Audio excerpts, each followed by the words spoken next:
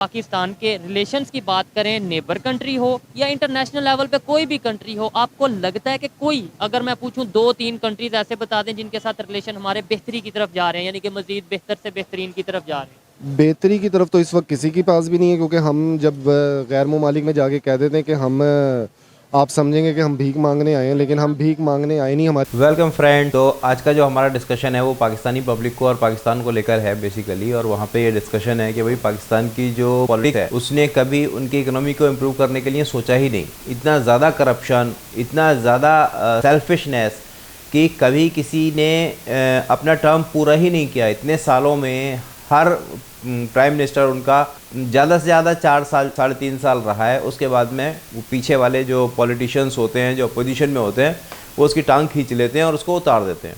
So basically क्या है कि किसी को अपना टर्म पूरा करने का समय ही नहीं मिला कि वो अपना टर्म पूरा कर सके और कंट्री के लिए कुछ कर सके। और मोस्ट ऑफ द पॉलिटिशियंस का एक ही एजेंडा रहा है कि भाई जो भी पैसा इकट्ठा करो, बाहर जाओ, अपना सारा वेल्थ इकट्ठी करो। और पाकिस्तान में क्या होने वाला है इसका कोई देखने वाला नहीं है। पाकिस्तान में ना किसी कोई इंडस्ट्री है, ना कोई इंस्टीट्यूशंस हैं, और जो हैं वो भी सारे सेना के कंट्रोल में हैं, जिसको लेकर बहुत ज़्यादा नाराज़ी है पब्लिक के अंदर। और वो चाहते हैं कि किसी तरह से ये सब चीज़ें ठीक हों। हालांकि कुछ लोगों का कहना है कि शायद ये 100 ईयर्स में भी नहीं होगा, बट ठीक है, उनकी ओपिनियन है। अगर ये करना चाहें तो हो सकता है। एक टाइम पे इंडिया की पोजीशन भी बहुत ख़राब थी, बट इंडिया ने यहाँ तक आया है, तो डेफिनेटली अगर इंडिया कर सकता है तो आप भी कर सकते हो। बट उसके लिए एक विल पावर चाहिए, कुछ स्ट्रिक्ट डिसीजंस लेने पड़ेंगे। जो डिसीजंस हो सकता है उस समय आपको अच्छे ना लगे, बट लॉन्ग टर्म में आपके लिए बेनिफिट हो सकता है। सो अगर आपने चैनल को सब्सक्राइब नहीं किया है तो प्लीज़ चैनल को सब्सक्राइब करें, और मिलते हैं आपसे वीडियो के एंड में। Thank you. इंडिया की बात करें, वो भी कि एक टाइम था और बहुत पुराना बॉस, टाइम आप नहीं इंडिया है। की बात करना चाह रहे हैं, हम बांग्लादेश की बात करेंगे। हमारे यहाँ पे एक मुहावरा इस्तेमाल होता था कि तुम टके के आदमी नहीं हो। अब हम 3 टके के लोग नहीं हैं। वो अगर 1 टके की नहीं रहे तो हम 3 टके से भी गिर गए हैं। ये पॉलिसी कौन कौन बनाएगा? ये जो इन डाकुओं चोरों ने जो अपने खजानों के अंदर या अपनी टैंकियों के अंदर पैसा रखा हुआ है, ये पैसा कौन निकालेगा? इंडिया, जिससे कहा यह जाता था कि ये इसको नॉन मुस्लिम कंट्री सपोर्ट करते हैं, मुसलमानों के अगेंस्ट, इस्लाम के अगेंस्ट। आज उसके तुर्की हो या सऊदीया हो, ईरान हो या अफगानिस्तान हो, जितने इस्लामिक कंट्री हैं ऑलमोस्ट सब के साथ रिलेशन बेहतर। उन्होंने पॉलिसी बनाई है अपने मुल्क के मुफाद में, और हमने जो पॉलिसीज़ बनाई हैं वो अपने ज़ाती मुफादात के तहत बनाई है ना। अब आप देखें कि हमारा फॉरेन मिनिस्टर जो है वो सारी दुनिया का टूर लगा कर आ गया, लेकिन वो अफ़गानिस्तान नहीं गया, जिसकी हमें सबसे ज़्यादा ज़रूरत थी। क्योंकि इलामा इकबाल ने कहा हुआ था कि अगर अफ़गानिस्तान में अमन होगा ना, तो इस पूरे साउथ एशिया में, एशिया के अंदर अमन होगा, तिजारत चलेगी। क्योंकि जितनी आपकी वस्त एशियाई रियासतें हैं वो रोड गो थ्रू होना अफगानिस्तान से। लेकिन दूसरे नंबर पे अगर अभी जो पाकिस्तान में इस टाइम सिचुएशन है सिक्योरिटी की, आए दिन ब्लास्ट हो रहे हैं, कभी पेशावर में, कभी कराची में, कभी बलोचिस्तान में, टीटीपी बाकायदा एक्सेप्ट भी करती है और वो कहीं ना कहीं लिंक करती है अफगानिस्तान से। यानी हमें नेबर के साथ रिलेशन बेहतर करने का नहीं सोच रहे, हम कभी किसी कंट्री में जा रहे हैं, कभी किसी कंट्री में। आप देखें, हज़ारों चीज़ें ऐसी हैं कि जो हम महंगे दामों दूसरे ममालिक से ख़रीद लेते हैं, हम ईरान से नहीं ख़रीदते। जिस वक्त हमारी प्रॉब्लम हो जाती है ना, जब यहाँ पे सब्ज़ी, हमारे प्याज पता लगता है कि ख़त्म हो गई, तो फिर हम ईरान से जो है ना वो ट्रक के ट्रक मंगवा लेते हैं। लेकिन ईरान पे पाबंदियाँ थी ना, लेकिन उन्होंने अपनी इंडस्ट्री को इम्प्रूव कर लिया, अपनी लोकल मैन्युफैक्चरिंग को इम्प्रूव कर लिया। अभी मैं एक भाई से बात कर रहा था, उन्होंने ये बोला कि हमारी इकोनॉमी स्ट्रांग नहीं है, हम फाइनेंशियली स्ट्रांग नहीं है, इस वजह से हम रिलेशन नहीं बेहतर कर पाते। आपने ईरान की बात, माजरत के साथ हमारी इकोनॉमी 2 दफ़ा जो है ना, मैं नवाज शरीफ साहब का सख्त नाकिद हूँ, लेकिन उनके लास्ट टेन्योर में भी जैसे ही जीडीपी आपकी ग्रोथ करने लगी थी तो उनकी भी टांग खींच ली गई थी। इमरान खान 2 साल मुसलसल 5%, 5.5, 5.6 समथिंग लाइक यहाँ पे जाके क्लोज करता है, उसकी भी टांग खींच के उतारे। तो हमें एक सोचे समझे मंसूबे के तहत हमें गरीब और अनएजुकेटेड रखा जा रहा है। कि इंडिया के अंदर भी टेररिज्म था, लेकिन उनकी इंटेलिजेंस, उनकी आर्मी, उनके पब्लिक मिलकर एक काम किया, उन्होंने एकजुट हो गए। सर, आज दुनिया मिसालें दे रही है, इंडिया सेफेस्ट कंट्री माना जाता पूरी दुनिया के अंदर, लेकिन क्या वजूहत है कि हम अपने आप को मनवा नहीं सके, हम अपने अंदर से टेररिज्म को ख़त्म नहीं कर सके। एक तरफ हम देखते हैं कि हम कहते हैं कि तालिबान करवा रहा, दूसरी तरफ हम देखते हैं अफगानिस्तान तो कहता है कि हम पाकिस्तान पे हम नज़र भी नहीं रखते, पाकिस्तान पर इस तरह के हम सोचते भी नहीं है। क्या समझते हो कि ये कौन करवा रहा होगा? ये बैरून मुल्क ही करवा रहा है, और पाकिस्तानियों को खरीद कर और पाकिस्तान अपने ज़मीर को बेच के पाकिस्तानी लोग जो है ना उनमें शामिल होकर ये सारा कुछ कर रहे हैं। सर, हम तो कहते हैं पाकिस्तानी अपने मुल्क के साथ बड़े लॉयल है। पाकिस्तानी लॉयल नहीं है, पाकिस्तान के लोग जो है ना, जो हमारे हुक्मरान हैं, ये अपनी हवस की खातर कुछ भी कर सकते हैं। सर, क्या लगता है आपको, क्या महंगाई ज़्यादा होने की वजह से भी ये केसेस बढ़ रहे हैं?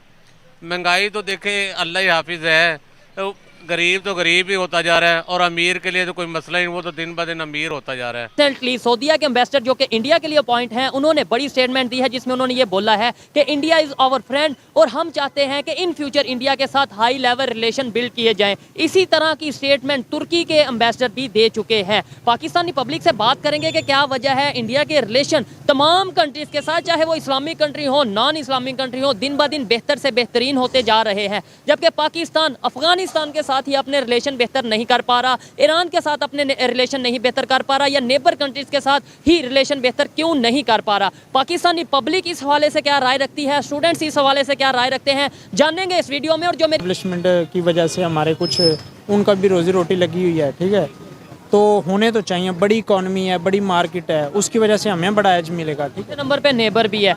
आप इसके ऊपर क्या कहना चाहेंगे कि सऊदीया इस्लामिक कंट्री है, तुर्की इस्लामिक कंट्री, और ये वो कंट्री हैं जो हमारे साथ, जिसकी हम एग्जांपल देते हैं लोगों को पूरी दुनिया में कि भाई पाकिस्तान के साथ अगर कोई कंट्री खड़ा वो तुर्की है और सऊदी है, वो जाके रिलेशन बेहतर कर रहे हैं इंडिया के साथ, हम क्यों नहीं कर रहे और वो क्यों कर रहे हैं? मतलब इसमें क्या लॉजिक है, वो क्यों कर रहे हैं? चले हमारी छोड़ दें। जो बायलैटरल रिलेशन होते हैं ना, उसमें गिव एंड टेक चलता है, ठीक है। अगर आपने कोई भी किसी भी फोरम पे, फ़र्ज़ करें मैं अगर बात करता हूँ, अभी आप तुर्की का इंडिया के आपने हवाला दिया और हमने वहाँ पे क्या किया, अब वहाँ पे अर्थक्वेक आया, हमने जो हमारे पास फ्लड विक्टिम्स के लिए इमदाद आई थी, हमने उसी को रीपैक करके उसका टैग भी चेंज नहीं किया और वही हमने वापस भेज दी है।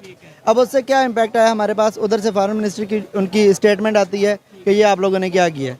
ये चीज़ें ऐसी होती हैं जो बायलैटरल रिलेशंस को ख़राब करती हैं। सऊदीया के हमारे एक लॉन्ग स्टैंडिंग रिलेशंस हैं, ठीक है, उसमें भी उनके कुछ म्यूचुअल इंटरेस्ट हैं, जो अगर हम मतलब दोनों कंट्रीज़ के म्यूचुअल इंटरेस्ट होते हैं। अगर इंटरनेशनल फोरम पे हम उनको सपोर्ट करेंगे, हमारे रिलेशंस अच्छे जा रहे हैं। फॉर एग्जांपल ईरान है, ईरान और सऊदीया की हम बात कर रहे हैं, अगर हम ईरान को सपोर्ट करेंगे अगेंस्ट सऊदीया तो हमारे और सऊदीया के रिलेशन जो है वो ख़राब हो जाएंगे। लेकिन अगर उसी के अगेंस्ट, हाँ, शिया सुन्नी का तो हमारे पास है ही ना, तो लेकिन हमने ये बायलैटरल रिलेशंस को बड़ा वाइजली हमने इनको करना होता है। किसी अगर फोरम पे हमें न्यूट्रल रहना पड़ता है। अभी मैं अगर आपको एग्जांपल देता हूँ, जब जैसे कि रशिया, ये यूक्रेन रशिया वार चल रही है, इस पे 2 दिन पहले वोटिंग हुई है यूएनओ में, हमने विद इंडिया और बाकी कुछ मुल्कों ने, चाइना ने इवन रशिया के खिलाफ वोट करने से अब्सटेन किया है। टेबल नहीं था की तो बात ही ना करें ना, हम कौम थोड़ी, हम तो लोगों का जत्था है, हजूम है। जो डोमेस्टिक इंडस्ट्री है उसको उठाएं आपने, चाइना ने हमारी डोमेस्टिक इंडस्ट्री तबाह कर दी है। ऐसा ही है ना, आपको नहीं लगता कि पॉलिसीज बड़ी मैटर करती है? पॉलिसी ये ना इंटरनेशनल सिस्टम भी ऐसे ही होता है जैसे गांव का सिस्टम होता है, सोसाइटी एडअप होती है। विलेज है, जिस तरह एक गांव में चौधरी होता है ना, जिस चौधरी ने जिसको कमी रखा हुआ है ना, कमी ने उस चौधरी का ही काम करना है, जिसको महीने में के पैसे देता है, ठीक है।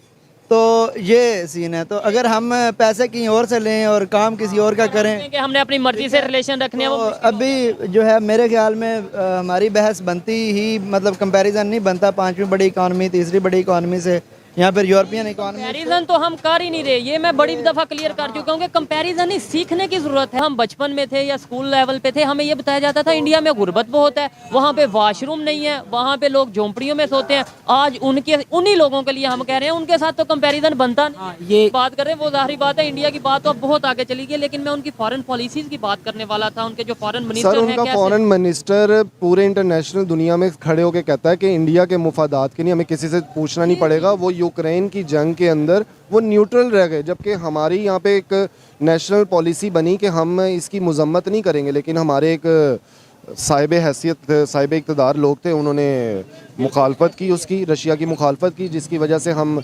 तेल से, गैस से, इन चीज़ों से महरूम रह गए। जो बेहतरीन वक्त था, क्योंकि ऑयल प्राइसेस कम हो गई थी, उस पे भी अगर आपको 30% लेस मिल जाता तो ये इन्फ्लेशन यहाँ पैदा ही नहीं होनी थी। पेट्रोल